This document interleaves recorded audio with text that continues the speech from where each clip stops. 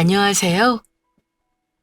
저는 올해 52살에 나름 잘 나가는 의류 사업체를 운영하고 있는 자영업자이자 23 아들의 엄마입니다. 늘 다른 분들의 사연을 들으며 감정이입을 하곤 했는데 저도 큰맘 먹고 제 사연을 말씀드려 보려 합니다. 다들 살면서 사연 없는 분 없으실 겁니다. 제 나이쯤 되면 한 번쯤은 인생의 고비를 겪으신 분들이 다수일 거예요. 그걸 극복하고 더 나은 삶을 사는 분도 있겠고, 가난의 구렁텅이에서 영영 헤어나오지 못하고 힘들게 살게 되는 분들도 있을 겁니다. 슬프지만 사는 게 그렇습니다. 저는 굳이 말하자면 전자에 해당하는 삶을 산 사람입니다. 젊은 나이에 남편을 여의고 혼자 생계를 책임지며 아이를 키워냈습니다. 자그마치 그 세월이 20년이 넘어요. 그러니 얼마나 많은 일이 있었겠습니까? 겨우 살만해졌나 싶었는데 얼마 전 큰 낭패를 당할 뻔한 일이 있었는데요. 다행히 화는 면했으나 저는 그 일로 눈에 보이는 것만 믿으면 절대 안 된다는 걸 배우게 되었습니다. 그야말로 인생 후반부에 모든 걸 잃을 뻔했다가 화를 면한 일이라 아직도 그때 일을 생각하면 가슴이 두근거립니다. 정말 이런 일이 있을 수 있나 싶을 정도로 기묘한 경험을 했기에 2년의 시간이 지난 지금도 어제 일처럼 생생히 나는데요. 그 전에 과거 얘기를 먼저 해야 할 것 같습니다. 저는 26살 나이에 남편과 선을 봐서 결혼했습니다. 남편은 참 다정한 사람이었네요. 평범한 은행원으로 가정에 충실한 사람이었고요. 저는 결혼해서 바로 아이가 생기지 않아 마음고생을 좀 했더랬습니다. 시댁에서 압박을 준 건 아니지만 맏며느리인 내가 아이를 못 낳으면 어쩌나 하는 쓸데없는 걱정도 많이 했고요. 남편과 선보고 연애한 기간이 길지 않았음에도 그 사람이 저를 참 많이 좋아했어요. 아이가 좀처럼 안 들어서서 걱정할 때는 저한테 이런 말도 했습니다. 애 안 생기면 어때? 그럼 우리 둘이 평생 여행 다니고 재미나게 살면 되지. 다 하늘의 뜻이니까 너무 조급하게 생각하지는 마. 당신 나이가 창창한데 급할 거 없잖아. 그래도 나는 당신 닮은 아들도 낳고 딸도 낳고 빨리 낳아서 젊을 때 다 키워놓고 싶어. 1년만 더 기다려보고 그래도 안 들어서면 그때는 병원이라도 가보자. 병원은 무슨, 당신이나 나나 아무 문제 없어. 스트레스 받지 말고 마음을 편안하게 가져. 조급해하는 저와는 달리 남편은 늘 느긋했습니다. 제가 조바심 내면 남편은 애 없이 살아도 된다는 말을 했고요. 그냥 둘이서 여유롭게 여행 다니고 싶다는 말도 했어요. 제 마음 편하라고 그런 말을 한 건지는 몰라도 말이라도 그렇게 예쁘게 해주는 게 어린 새댁 입장에서는 참 고맙더라고요. 저는 결혼하고 나서 20살 때부터 다니던 직장을 그만두고 집에서 살림만 했습니다. 결혼할 때 양가 형편이 넉넉지 않았고 둘이 모은 돈으로 결혼했지만 남편은 제가 힘들게 돈 벌 필요 없다고 했던 사람이었습니다. 남편은 월급 받으면 그 돈을 고스란히 저에게 주었어요. 한 달 용돈을 저에게 받아서 썼고 담뱃값이랑 술값도 아껴가면서 잘 살아보겠다고 노력한 사람입니다. 저는 남편 월급으로 정말 알뜰살뜰하게 생활했고요. 미래를 위해 보험에 적금에 똘똘하게 가정경제를 꾸려나갔습니다. 많지는 않지만 조금씩 돈을 불려가는 재미에 저한테 돈 쓰는 건 아까워서 1,000원도 수십 번 생각하고 썼던 기억이 납니다. 그러다가 결혼 2년 만에 기다리던 첫 아들을 얻었습니다. 마음고생하면서 기다린 아이 소식이니 얼마나 귀한 아들이었겠어요? 가뜩이나 시댁도 손이 귀한 데다 장손을 낳은 거라 우리 아들은 온 가족의 사랑을 듬뿍 받았습니다. 오래전 일이라 기억이 미화됐는지도 모르겠네요. 하지만 분명한 건 남편은 아이를 안 낳아도 된다는 말이 무색할 만큼 우리 아들을 엄청 예뻐했습니다. 태어나자마자 아이 이름으로 적금도 들어놓고 아주 몰고 빨고 살았다고 해도 과언이 아닙니다. 여보, 당신 애 없이 살아도 된다고 했던 사람 맞아? 애 안 낳았으면 당신이 이렇게 애 좋아하는 사람인 줄도 몰랐겠어. 사람은 본디 닥쳐봐야 자기 마음을 아는 법인가 봐. 나도 나 닮은 새끼가 이렇게 예쁠 줄은 몰랐어. 남편은 회사 다녀와도 저 힘들까봐 밀린 설거지에 아기 젖병을 다 씻고 소독까지 해주고는 아이 씻기고 재우는 것까지 도맡아서 했습니다. 남편은 퇴근하면 하루 종일 밀렸던 집안일도 하고 휴식을 취할 수 있었어요. 시어머니도 가까운 곳 살면서 도움을 많이 주셨습니다. 저는 아이 키우면서 제 돈으로 기저귀를 산 적이 거의 없는 것 같아요. 시어머니와 시동생이 우리 아들을 정말 금이야 오기야 귀하게 대해줬습니다. 물론 아이가 성인이 된 지금도 왕래하면서 지내고 있고요. 아이 사춘기 때와 고등학교 때 시동생의 아빠처럼 아들을 챙겨주었습니다. 저는 남편과 사는 동안 정말 행복하게 결혼 생활을 했다고 자신 있게 말할 수 있습니다.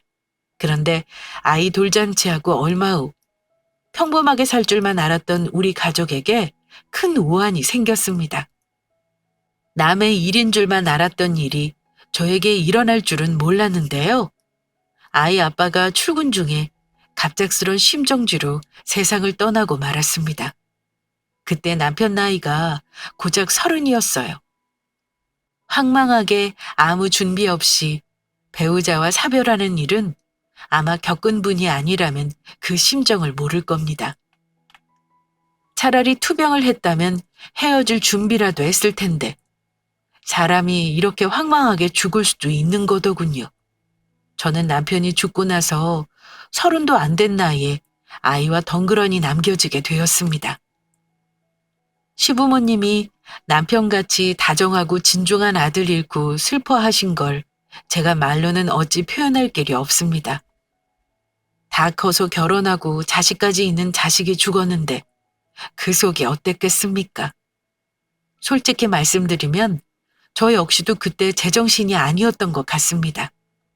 남편의 장례를 치르기까지 모든 기억이 희미합니다. 겨우 걸음마 뗀 우리 아들이 장례식장에 오면 안 된다고 시댁 식구들이 돌아가면서 아이를 봐줬던 기억은 납니다. 정말 세상이 무너진다는 게 이런 기분인가 싶더군요. 남편이 그렇게 세상 떠나고 나서 뒷수습하느라 한동안은 바쁘게 지냈던 것 같습니다. 보험금이며 남편 계좌며 대출금 정리 등등 현실적인 문제를 처리하느라 남편을 충분히 애도하는 시간도 가지지 못했던 것 같습니다. 모든 게 정리되고 난 다음에야 슬픔이 한꺼번에 밀려오더니 남편과 같이 사는 집에서 도저히 못 살 것 같은 기분이 들었습니다. 매일 얼굴 보고 살던 다정한 남편이 갑자기 없어진다고 생각해 보세요. 겨우 돌진한 아이를 볼 때마다 눈물이 나왔습니다. 남편이 너무 그리워서 자기 전에는 가끔 꿈에 나타나서 인사라도 해달라고 기도한 적도 많았어요. 하지만 남편은 참 야속하게도 제 꿈속에서조차 한 번도 나타나 주지를 않았습니다. 시간은 무정하게 흘러가고 남겨진 사람들은 어떻게든 현실을 살아야 하는 게 참 슬펐습니다. 저는 아이와 친정 부모님에 얹혀 같이 살 만한 상황이 아니었습니다. 그렇다고 시댁과 사는 것도 여의치 않았습니다. 아무리 잘해주는 시댁이라도 남편이 없는데 어찌 그 집에 들어가 살 수 있겠어요? 친정엄마는 저와 아들을 보시면서 매일을 눈물바람이셨습니다. 30도 안 된 나이에 청성가부가 웬 말이니? 우리 규영이가 아빠 얼굴도 모르고 자라는 게 너무 마음이 아프구나. 아들을 여자 혼자 키우는 거 쉽지 않을 텐데 어쩜 좋으냐. 엄마도 참, 나 충분히 할 수 있어요. 이게 내 팔자인 걸 어쩌겠어요? 살다 보면 자식 때문에 또 웃을 날 오겠지. 너 여자 혼자 애 키우는 게 아직 뭔지 몰라서 그런 소리 하는 거다. 김서방이 재산을 남겨놓은 것도 아니고 너 혼자 힘들어서 어쩌냔 말이야. 차마 이제 막 남편을 잃은 딸에게 새 출발하라는 말은 목구멍으로 넘어오지 않으셨을 겁니다.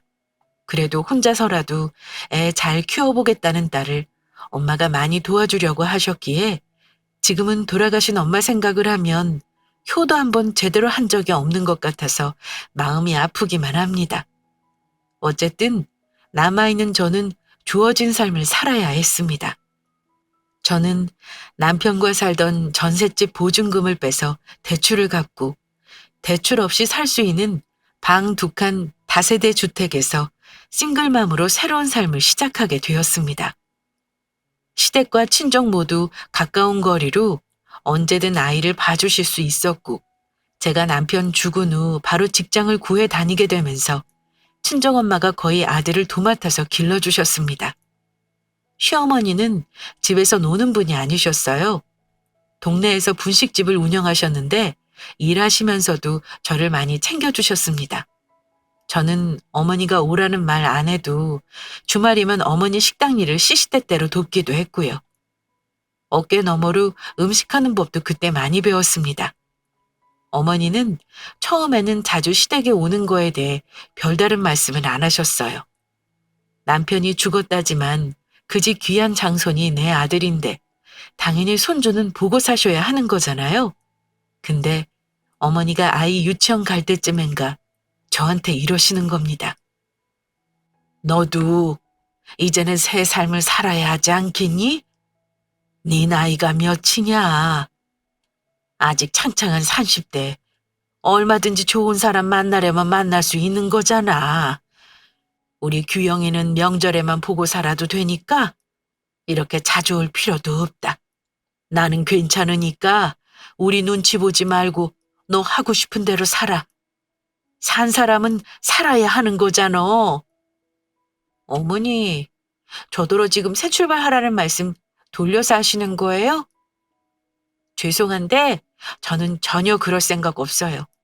내 새끼 눈치 보게 살게 하고 싶지도 않고요. 죽은 규영 아빠가 저한테 해준 거 미안해서라도 저 재혼 같은 거 못해요. 그러니까 그런 말씀 마세요. 내가 가진 재산도 없고 먹고 살기 바빠서 해줄 것도 없는 거 알잖니. 네가 이러는 게 나는 전혀 마음이 편하지가 않아. 어머니 마음 편하라고 오는 거 아니고요. 제가 마음이 편해서 오는 거예요. 규영이가 할머니랑 삼촌을 얼마나 좋아하는데 그런 말씀을 하세요? 어머니는 제가 혼자 아등바등 사는 게 안쓰러우셨을 겁니다. 새파랗게 젊은 며느리가 옛날처럼 죽은 남편 수절하듯 시댁에 오는 것도 마음이 편하지 않으셨을 거라는 거 잘 압니다. 하지만 저는 하나뿐인 내 아들을 가족의 사랑 안에서 기르고 싶었어요. 다른 사람을 만나는데 에너지를 쏟고 싶은 마음도 없었고 괜스레 재혼 같은 거에서 내 새끼가 눈칫밥 먹고 사는 것도 싫었습니다. 저는 남편 죽고 나서 평생 다른 사람과 인연을 맺을 일은 없을 거라고 속으로 결심을 한 상태였습니다. 그러니 어머니도 저를 몇 번 설득하다가 포기하셨고 그때부터는 시어머니에게 의지 아닌 의지도 해가면서 살았습니다. 제가 남편 저 세상으로 보내고 나서 작은 회사에 취직해 직장 생활을 하긴 했지만 아이가 있다 보니 아이를 아무리 엄마가 봐주신다고 해도 여의치 않은 경우가 많았어요. 또 직장에서는 그때만 해도 애 딸린 여자가 사회생활을 한다는 게 쉽지가 않았습니다. 물론 친정엄마와 시어머니가 같이 아이를 봐주시긴 했어도 엄마인 제가 해야 할 일은 따로 있었으니까요. 하지만 정작 제가 가장 힘들었던 건 아이를 키우는 것도 일하는 거에 비해 적게 받는 월급도 아니었습니다. 제가 가장 힘들었던 건 주변의 시선에서 자유롭지 못한 것이었습니다. 처음 사회생활 시작할 때 아이 하나 키우고 있는 엄마라고만 했지 남편과 사별했다는 건 말하지 않았었는데요. 오래 지내다 보니 친한 몇몇에게는 개인적인 가정사를 오픈해야 할 일이 생기기도 하잖아요. 그런데 제가 싱글맘이라는 것이 소문이 났는지 그 후로 유부남이건 애가 없는 노총각이건 저를 우습게 알고 귀찮게 들이대는 인간이 많았습니다. 그 비참한 기분을 혹시 이해하시려나 모르겠네요. 사람 많은 곳에 소문이라는 것은 참 무서운 법입니다. 저는 아무것도 하지 않았는데 나중에 제 귀에 엉뚱한 소리가 들리는 일도 있었습니다.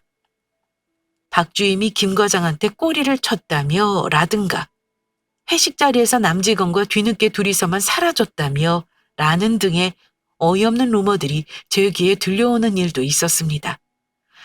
아무래도 젊은 여자가 혼자 있다 보니까 제가 남자 직원과 마주보고 웃기만 해도 이상하게 보는 사람들이 많았던 것 같아요. 실제로 저를 쉽게 알고 만나보자며 들이대는 유부남도 있었고 나이 많은 총각도 있었고 별놈이 다 있었습니다. 내가 아무리 가진 게 없고 아이까지 딸린 여자라고 해도 남편이 없다는 이유만으로 쉽게 찔러볼 수 있는 여자로 생각을 하더라고요. 그래서 다니던 직장을 큰맘 먹고 때려치워 버렸습니다. 아무 준비 없이 때려치운 건 아니에요. 퇴사 결심하고 1년 전부터 줄곧 내 사업을 해야겠다 고민하고 있었습니다. 의류 도매업 하는 지인의 도움을 받아 소매점으로 시작했는데 오프라인 매장과 온라인을 동시에 운영했습니다. 사업 노하우가 없는 초짜 사장이었지만 돈 버는 센스가 있다는 걸 제 사업을 운영하면서 알았습니다. 처음 시작할 때는 월급 정도만 순이익에 남으면 만족하겠다라고 시작했는데 오프라인보다 온라인이 주문 폭주하기 시작하면서 일이 점점 커지기 시작했습니다. 컨설팅 받아서 블렌딩도 하고 마케팅을 전담하는 직원도 뽑고 나서는 돈을 버는 게 이런 거구나 하고 느끼겠더라고요. 아이 초등학교 들어갈 무렵 사업을 시작해 졸업할 때까지 저는 성공한 사업가가 되었습니다. 아이와 함께 살 좋은 아파트도 샀고 여러 곳에 매장도 오픈했고요. 직원들과 같이 쓸 사무실도 새로 지은 상가 건물 하나를 분양받아 입주했습니다. 누구보다 바쁘게 살았지만 친정 부모님 챙기는 시댁과도 좋은 관계를 쭉 유지했습니다. 시어머니는 제가 성공한 걸 친정엄마 못지않게 기뻐하신 분입니다. 그러면서도 마음속에는 늘 저에 대한 안쓰러움과 미안함이 있으셨나 봐요. 저한테 때때로 이런 말씀을 하셨습니다. 이제 너도 다른 사람 슬슬 만나볼 때 되지 않았니? 혹시 나 때문에 그러는 거면 그럴 필요 없다. 너 혼자 산 세월이 얼마인데. 내가 아무리 규영이 할머니지만 너 다른 사람 만나는 걸 맞겠니?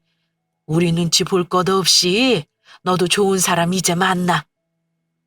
어머니도 참, 제가 아무렴 어머니 무서워서 새로운 사람 못 만나겠어요?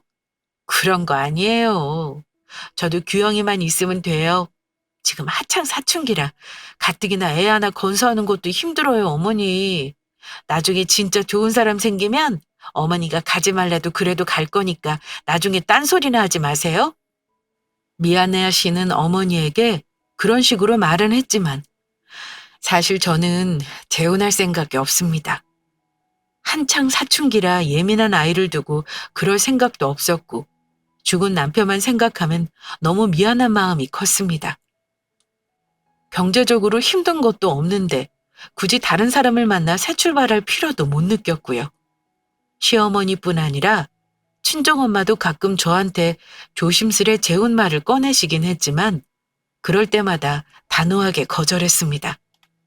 그렇게 사업이 승승장구하고 아이도 어느 정도 키워놔서 한숨 돌리려고 하니까 제 나이가 어느덧 40을 넘어가고 있더라고요. 인생이라는 게 이래요. 참 빠르고 덧없습니다. 저는 바쁘게 지내는 와중에도 운동을 열심히 하면서 자기 관리를 힘썼습니다. 아이한테는 저밖에 없는데 제가 건강하지 않으면 큰일이니까요. 저는 돈을 많이 벌었어요. 아파트도 아들 장가 보낼 때 줄 것까지 마련했고 토지를 매입해 건물도 올렸습니다. 건물을 올리고 나서는 기존의 사무실을 팔아버리고 내 건물로 들어와서 회사를 차렸고요. 그 동네 부동산에는 제가 꽤나 알부자로 소문이 났을 겁니다. 저는 구설수가 싫어 사업을 시작한 건데 그동안에도 저에게 만나자고 접근하는 남자들이 몇 명 있긴 했습니다. 같은 건물 변호사 사무실에서 일하는 사무장이 만나자는 말도 했고 저보다 어린 돌싱남이 들이댄 적도 있었지만 저는 다 마다했어요. 그때만 해도 저에게 접근하는 남자들이 곱게 보이지는 않았습니다. 혼자 사는 여자라고 사람 우습게 보는 것 같아 불쾌한 마음이 더 컸던 것 같습니다. 아이가 고등학교 3학년을 무사히 보내고 대학에 입학하고 나니까 이제는 뭔가 내가 할 큰일은 전부 해냈다는 생각이 들었습니다. 제 나이는 어느덧 50줄에 들어섰고요. 사업은 제가 없어도 잘 굴러갈 만큼 안정적으로 굴러가고 있었습니다. 그런데 우리 아들이 한 번은 저한테 이러더라고요. 엄마는 왜 재혼할 생각을 안 해요? 엄마는 너 하나 키우는 게 목표였어. 이 나이에 다른 사람 만나 뭐 좋은 꼴을 보겠니? 엄마가 알아서 할게. 내가 엄마랑 평생 살 수도 없는 거잖아요. 내가 장가 가면 엄마가 더 외로워질 텐데. 그러지 말고 엄마, 꼭 재혼하라는 게 아니라 엄마도 이제 다른 사람도 만나고 좀 재미있게 사셨으면 좋겠어요. 뭐? 너 이 자식, 사춘기 때는 엄마 딴 아저씨랑 결혼하면 집 나가겠다고 했던 놈이 이제 다 컸다고 이런 말을 해? 아이고, 엄마는 됐다. 네가 이런 말 하는 거 보니 진짜 철들었구나. 저한테 다른 사람 만나 인생 즐기라는 말까지 하는 거 보니 진짜 다 키우긴 했구나 싶었습니다. 아들만 그런 건 아니에요. 친정엄마는 사실 그동안 무수히 재혼 자리를 알아봐 주다가 포기한 상태였고 시어머니 역시 저한테 재혼하라는 말을 자주 했습니다. 너 이제 50줄이야. 네 나이 아직 한창인 것 같지만 인생 짧은 거 몰라? 나도 이제 늙어서 언제까지 살는지도 모르고 규영이 장가 가면 너도 혼자 아니니. 자식은 엄마 품 떠나면 그만이야. 너도 더 나이 들면 의지하고 살 사람이 필요한 거다. 시어머니의 아들까지 제가 재혼하기를 진심으로 원하셨지만 사실 그때는 더 이상 저에게 만나자고 하는 사람도 없었던 상황이었습니다. 그런데 마침 그 즈음에 몇 블록 떨어진 같은 동네 건물 주인이라는 최 사장이라는 사람이 제 사무실에 찾아온 적이 있었습니다. 나이는 제 또래로 보였는데 멀끔하고 날씬한 인상에 스마트해 보이는 사람이었습니다. 그 사람은 제 건물 인테리어를 참고하고 싶다고 정중하게 부탁하더니 며칠 동안 사무실을 들락거리며 뭘 알아보는 듯 했습니다. 올 때마다 커피에 간식에 빈손으로 온 적이 없었고 그 덕에 사무실 여직원들이 그 최 사장이라는 사람을 다 좋게 보더라고요. 그런데 눈치 빠른 여직원 한 명이 말하기를 그 남자 사장이 저한테 관심이 있어 보인다는 겁니다. 말도 안 되는 말 하지 말라고 했지만 제가 바보도 아니고 다 느끼고 있었습니다. 저한테 호감이 있다는 걸요. 몇 번은 엉뚱한 핑계를 대며 저를 만날 구실을 찾더니 나중에 정식으로 저에게 이런 말을 하더군요. 그쪽은 나를 잘 모르겠지만 나는 동네 헬스장에서 몇 번 보면서 꼭 만나고 싶다는 생각을 했어요. 나도 결혼한 적 없는 싱글이고 최 사장도 혼자인데 누가 뭐라 하나요? 우리 이 나이에 밀고 당기는 거 하지 말고 그냥 일단 만나봅시다. 나랑 만나는 거 후회하지 않게 해줄 겁니다. 배짱 한번 두둑하시네요. 저는 아들이 있어요. 혹시 그것도 알고 있으신 건가요? 그쪽이 이 지역에서 아주 유명한 여사장인 거 몰라요?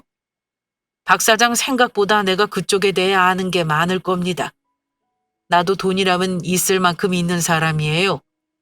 나는 내 돈 보고 접근하는 젊은 여자들보다 박 사장님이 훨씬 멋있고 능력 있다고 생각하는 사람입니다. 다른 거 생각하지 말고 본인 행복만 생각하면 나를 안 만날 이유가 없을 거예요. 그 사람은 제가 시간을 주겠다면서 접근했고 기다리겠다 하더군요. 제가 미지근한 반응을 보였음에도 그 사람은 저에게 참 끈질긴 구애를 했습니다. 퇴근할 무렵 무작정 기다리더니 데이트를 가자는 일도 있었고요. 몇 달 저에게 공들이는 게 느껴져서 저도 더 튕기지 않고 한번 만나볼까 싶은 생각이 들었습니다. 제가 오케이 하고부터는 그 사람이 아주 적극적으로 저에게 다가왔습니다. 사는 곳도 지척이라 거의 매일 만나다시피 한 것 같네요. 때때로 저를 자기 건물 앞으로 데려가 재혼하면 그 건물을 내 걸로 해주겠다는 말을 하기도 했습니다. 그럼 저는 이렇게 말하곤 했죠. 나도 돈이라면 벌 만큼 벌었어요. 이 나이에 재혼한다고 해도 나는 남편하고 재산 공유할 생각은 없네요. 그래도 부부가 되면 공동재산으로 관리를 하는 게 맞지. 내 돈은 당신 돈이고 당신 돈도 내 돈이고 뭐 이런 거 아닌가? 그런 게 어딨어요. 저는 당신 돈에는 추호도 관심 없어요. 애초에 돈 보고 사귄 것도 아니고요. 그럼 이상하게도 그 남자 얼굴이 굳어지곤 했었는데요. 저는 그게 서운해서 그런 줄 알았습니다. 어쨌든 그렇게 1년가량을 만나고 그 사람이 그러더라고요. 우리 이제 서로 알 만큼 알았으니 재혼하는 게 어떻겠어? 나는 당신한테 숨기는 거 하나 없이 내 모든 걸 다 알려준 거 알지? 거창하게 재혼할 거 없이 우리 가족들이랑 식사나 한번 하고 조용히 새 출발 한번 해봅시다. 언젠가는 재혼하자는 말을 할 거라는 걸 짐작은 하고 있었지만 저도 많은 생각이 들더라고요. 죽은 남편을 생각하면 아직도 미안한 마음이 들었고 힘들게 살아온 지난 일들이 주마등처럼 스쳐 지나가면서 마음이 복잡했습니다. 고민 끝에 아들에게 사실을 털어놓았는데요. 우리 아들은 재혼을 적극적으로 찬성했습니다. 물론 그동안 몇 번 식사도 같이 해서 친분도 어느 정도 쌓은 상태였고요. 내 인생이긴 해도 저는 아들의 의견이 가장 중요했습니다. 그래서 아들이 좋아하는 거 보고 재혼을 결심했습니다. 재혼하겠다는 뜻을 알리자 그 사람도 아주 기뻐했고요. 늦은 나이에 떠들썩하게 결혼식 같은 거 하지 말고 식당에서 가족들만 모시고 식사하며 재혼을 축하하기로 했습니다. 그렇게 날짜를 잡고 살림을 합치기 위해 본격적으로 재혼 준비를 하기 시작했는데요. 저는 아들과 같이 사는 제 아파트로 그 사람이 들어오는 것보다 혼자 사는 그 사람 건물에 제가 들어가기를 원했습니다. 그런데 그 사람이 강력하게 반대를 하더라고요. 가족이 되려면 얼굴 보고 살아야 되는 거야. 당신 아들이 성인이라지만 친해질 시간이 필요한 거 아니겠어? 나중에라면 몰라도 당분간은 우리 다 같이 살면서 친해져 보자고. 이런 말을 하길래 그 말도 일리가 있다고 생각했습니다. 저는 흔쾌히 제 집에서 살림 합치는 걸 승낙했고요. 그리고 이런저런 준비로 바쁜 나날을 보내고 있었습니다. 그리고 가족들 간의 식사를 일주일쯤 남겨놓은 날이었는데요. 여느 때와 다름없는 날이었는데 그날 기묘한 경험을 했습니다. 저는 워낙 바쁘게 사는 게 일상이라 누우면 바로 골아떨어지고 꿈 한 번을 꾼 적이 없이 살았습니다. 잠을 자다가 울면서 새벽에 깨어 한참을 아무것도 못하고 결국 아침이 되도록 잠을 이루지 못한 일이 있었습니다. 원래 꿈은 깨고 나면 생각이 잘 안 난다잖아요. 그런데 잠에서 깼는데 꿈이 너무나 생생한 겁니다. 심지어 제가 눈물까지 흘리고 있었고요. 그날 꾼 꿈은 이랬습니다. 꿈속에서 저는 예전에 남편이 생전 살던 집에 있었어요. 그때 쓰던 살림살이가 너무도 생생하게 눈앞에 보였고 냄새까지 느껴질 정도였습니다. 이상한 기분이 들면서 주변을 천천히 둘러보고 있을 때 갑자기 초인종 소리가 나는 겁니다. 근데 정말 신기하게도 그게 죽은 전 남편인 것 같다는 느낌이 들었어요. 저는 누구세요? 라는 말도 없이 현관문을 열었는데 역시나 눈앞에는 죽은 전 남편이 생전 모습 그대로 심지어 입던 양복을 그대로 입고 나타나서는 저를 보면서 슬프게 웃는 겁니다. 여보, 나왔어. 오랜만이라는 말도 없이 마치 퇴근하는 사람처럼 제게 인사를 하고서는 집으로 들어와 제 손을 잡더라고요. 저는 꿈속이라는 걸 느끼면서도 그때부터 눈물을 흘렸던 것 같습니다. 저는 남편에게 원망 섞인 말을 했습니다. 당신, 어쩜 그럴 수가 있어? 나랑 우리 규영이 그렇게 두고 가고 한 번도 내 꿈에 나타나지도 않더니 지금에서야 왜 나타난 건데? 그러자 저를 꼭 안아주더라고요. 아마 미안하다는 말을 몇 번이고 했던 것 같습니다. 그런데 남편이 제게 이런 말을 하더라고요. 여보, 규영 엄마, 절대 사람을 함부로 믿지 말어. 그 남자는 절대 안 돼. 당신 거 그놈이 다 빼앗고 말 거야. 내 말 명심해. 머리 흰 그놈은 절대 안 돼. 제가 무슨 말인지 자세히 물으려고 고개를 든 그때 호련히 남편은 사라졌고 저는 잠에서 깨어났습니다. 꿈에서 깨어났지만 전 남편을 향한 그리움은 언제나 마음속에 있었던 건지 눈물을 참을 수 없었고 남편이 꿈에 나타난 이유가 있을 거라는 생각이 들었습니다. 너무나 생생하게 제 혼을 말리는 목소리가 기억에 남았던 저는 찝찝한 기분을 없애기 힘들었습니다. 앉아서 몇 시간을 생각하다가 아무래도 재혼하기로 한 그 사람에 대해 더 알아봐야겠다 싶은 생각이 강렬하게 들었습니다.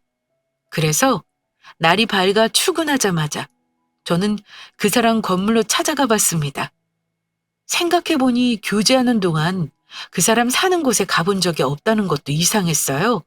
마침 건물 1층에 부동산이 있길래 망설임 없이 들어가서 물었습니다. 사장님, 저 옆 동네 현대플라자 건물주인데요. 뭐 좀 물어볼 게 있어서 왔어요. 혹시 이 건물 주인이 최동민 씨 맞나요? 그분이 건물 꼭대기 사는 거 맞죠? 제가 결혼할 사람인데 뭘 좀 확인하려고 왔어요. 그랬더니 부동산 주인이 고개를 갸웃거리며 최동민 씨요? 그 양반이 여기 사는 건 맞는데 건물주라니? 그 사람 건물주가 아니라 여기 지하에 새 들어 사는 사람인데요. 이 건물 주인이 배려해줘서 건물 관리해주면서 월급 받고 사는 양반인데 엉뚱한 소리를 하고 그래요. 아 근데 결혼할 사이라면서 그 양반이 어디 사는지도 몰라요? 네? 저는 그 사람이 여기 건물주라고 들었는데요. 그럼 저한테 거짓말을 했다는 건가요? 그러자 부동산 사장이 이러는 겁니다. 참. 그 사람 가진 것도 없으면서 겉만 번지르르 한 게 맨날 쓸데없는 허풍만 떨고 다니더니 여자 만나 팔자 고치려고 사기를 쳤구만. 돈 없는 거 알고 만났다면 모를까. 지금 그 인간 정체 안 거면 당장 만나는 거 그만두셔야겠구먼요. 저는 부동산 주인에게 좀 더 그 인간에 대한 정보를 캐보았습니다. 얘기를 듣고 나니까 알겠더군요. 그 인간이 부동산 주인과 안면 두고 지내면서 이 동네 건물주들이며 알부자가 누군지 전부 파악하고 있었다는 걸 말입니다. 그 인간은 제 돈을 보고 접근한 겁니다. 게다가 남편 없는 과부였으니 빈틈을 파고들기 좋겠다 싶었겠죠. 그 인간의 거짓말을 알고 나서 더 망설일 것도 없었습니다. 저는 가족 모임을 전부 취소했어요. 그리고 그 인간에게 연락해 건물 앞에서 보자고 했습니다. 얼마 후 헐레벌떡 단장도 못한 모습으로 그 인간이 나타나더군요. 그 사람 보자마자 재혼 취소하자고 통보했습니다. 우리 재혼은 취소해요. 이유는 당신이 더 잘 알죠? 언제까지나 속일 수 있을 거라 생각했어요? 어떻게든 부부연 맺으면 내 재산 가질 수 있을 거라 착각했나 본데 미안하지만 그런 일은 없을 거네요. 당장 경찰에 사기죄를 신고하고 싶은 거 참는 중이니까 다시는 내 눈앞에 나타나지 말아요. 저는 그 사람이 싹싹 빌면서 저에게 매달릴 줄 알았는데요. 사기꾼이 본 모습이 드러나면 얼마나 뻔뻔한 줄 아시나요? 내가 이 건물 주인이 아니라고 해서 달라질 게 뭐 있나? 그쪽은 그래봤자 50 먹은 아줌마고 나 아니었으면 좋다고 할 남자도 없을걸? 나랑 같이 살면서 남자한테 사랑받는 게 뭔지도 알고 당신 재산도 나 좀 나눠주고 이렇게 서로 돕고 사면 얼마나 좋아? 그러지 말고 다시 한번 생각해봐. 나는 그쪽을 아주 많이 좋아한다니까? 저런 생 양아치 같은 모습을 모르고 1년 가까이 만난 저도 참 기가 막히고 재혼했다면 큰일 났겠다 싶어 아찔하더군요.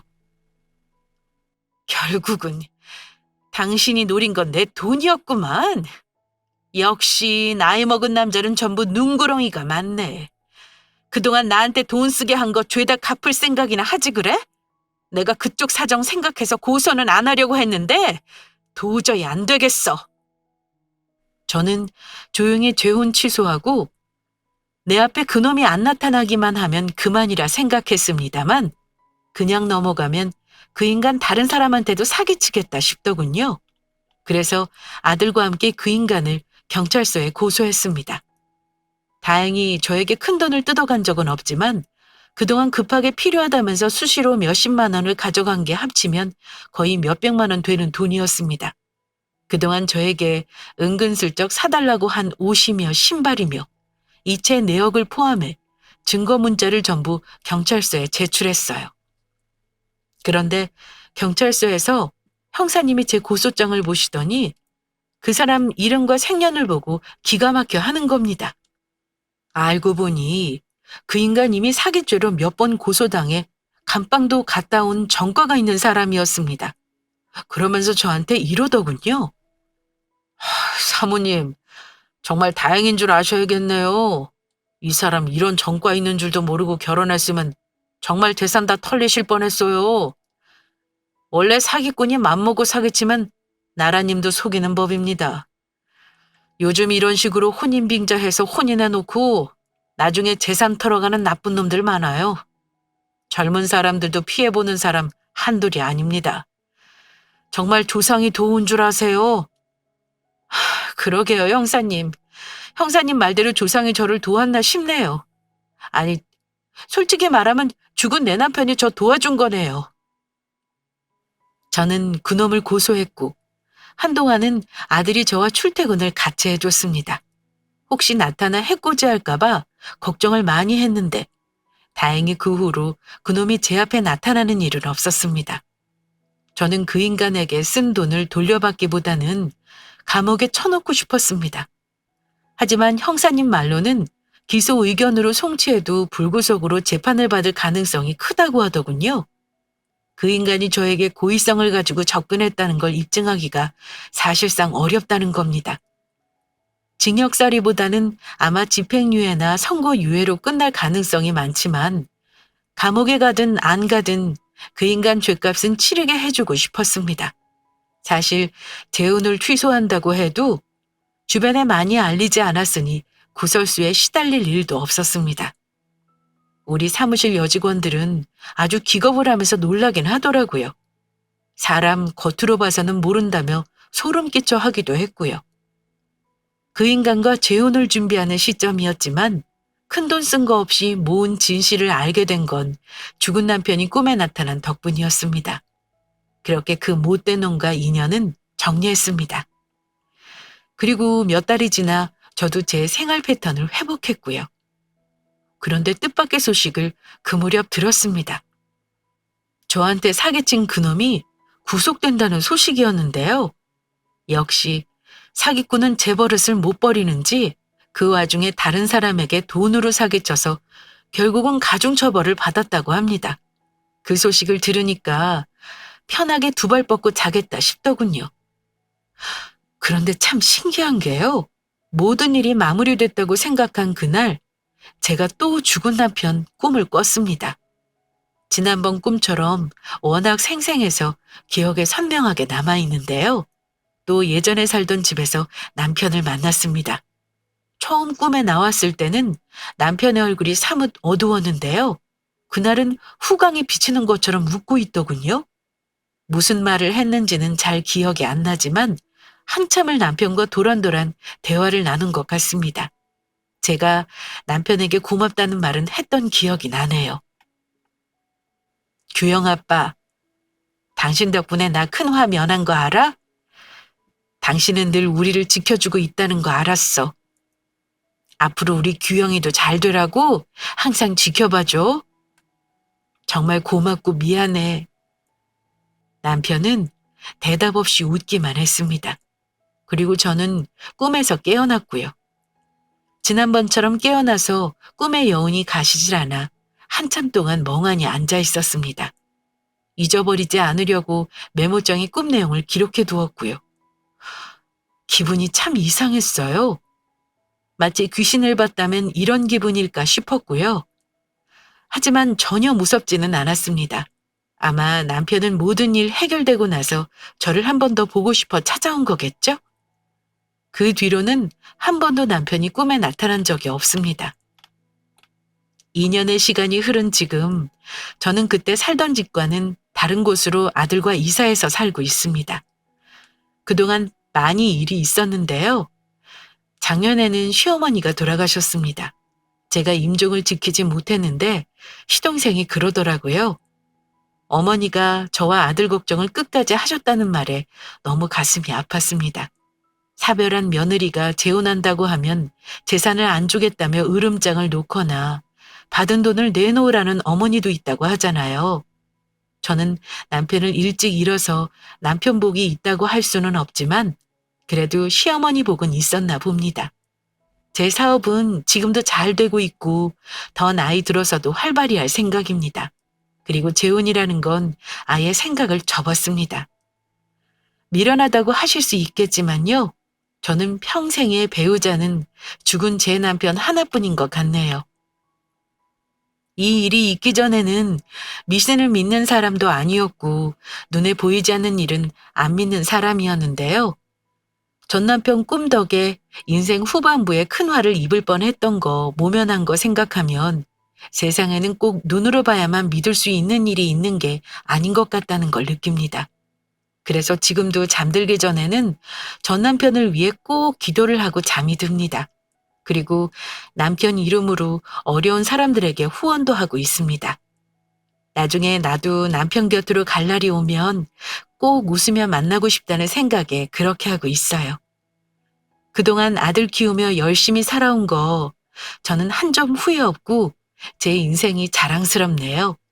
인생을 다 안다고 생각해도 사람 보는 눈이 완벽하지 않아 속을 뻔한 거 생각하면 아직도 가슴을 쓸어내리곤 합니다만 앞으로 제 인생에는 좋은 사람과 좋은 인연만 있을 거라는 거 생각하렵니다. 그러기 위해서는 건강이 가장 중요하겠죠? 돈이 뭐가 그리 중하겠습니까? 내 또래 여러분들 늘 건강관리 잘하시고 늘 마음이 평안하셨으면 좋겠습니다. 구독자분들에게 제 사연이 조금이나마 위로를 드렸길 바라며 저의 이야기는 여기서 마치겠습니다. 긴 사연 들어주셔서 감사합니다.